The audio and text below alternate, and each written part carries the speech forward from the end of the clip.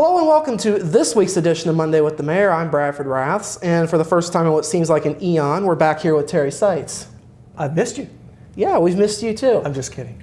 Okay, thanks a lot. You're welcome. Moving right along here, the Parklands is getting ready to open this new trail. That's right. On July 1st, we're going to be having what I would call a nature trail, even a primitive nature trail, about 1 mile long, slightly over in the Parklands. So this is, again, a property, the old Country Club golf course that we purchased because of an opportunity. It wasn't on anyone's radar back in 2012 when it came up, and ultimately just this past week we were able to settle things with the school corporation of how it will play out on ownership of the west side. And the whole key part about acquiring this property was that we had some properties to leverage that we hope we could sell and enable us to pay back our internal loan from a rainy day fund. In addition, we had an opportunity to have roughly 60 acres in the center of our community that would never become a potential park ever again.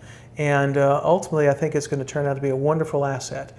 Perhaps the best part about it, but also the most difficult, is that there was not a sense of urgency. We did not have this grand, glorious need and therefore a plan for this. It's something that actually would be created once the property is acquired. So the opening on July 1st is going to be for a mile trail that will be partially the old cart paths. Some of the cart paths have had some failures, so we've inserted mulch, and some of it will be grass. The particular area is going to be very even and flat, although it's something you probably should walk. Even running or things like that could be a little bit treacherous, but you'll know once you're on there. And then we have 6-foot areas on each side of the path that, again, kind of gives you a guiding line. The rest of the Parklands is beginning its phase to manage meadows, and that ultimately is what the community decided they want this property to be. How that plays out over the next few years is yet to be seen, but it's not going to look like a golf course. In fact, we have taken great pains. I want to thank Mike Oeding with the park department and his team. He has spent an enormous amount of hours out there, and we were making sure that the noxious weeds and things are knocked down and that what's there is generally safe to be in. However, we prefer that you stay in the path, or mostly the paths along the path, because we rather not have you out there in the managed meadows playing. There will be restrooms, the porta potties that will be available along the site. We have 3 picnic areas that there will be tables set there for that you can utilize. And here's the main thing we want you to note. Parking will be on the southwest side of Clubhouse 61's property, and that's with the understanding and just wonderful relationship that we've had with the Hanselman family, who's permitted that. If there are events, then please understand those events will take place first. Also, bathroom facilities are there on our property so that you don't use theirs. Those are real simple rules, but it's about again, a 1 mile trek. You will park and enter on the clubhouse property, and there's about 20-25 spaces available on the lower level that you're welcome to use. And we again could not be more grateful to the Hanselman family, and also again to Mike Oeding of the park department for really getting this set up, and along with all the other helpers he's employed. Very exciting, but very minimalist. It's just a new way and a new place to walk. Absolutely. So moving right along, you actually gave me a little free advertising for this next element. The Arts is ready to do their new season for 2014-2015. Well, yes, they are, and thank you. And I will utilize this for my guy, but they again are following a very newly established pattern of last year of having 4 different series. There's the Performer Series, traditional. There's the New Directions Performer Series, there's a Backstage Series, and the Family Fun Series.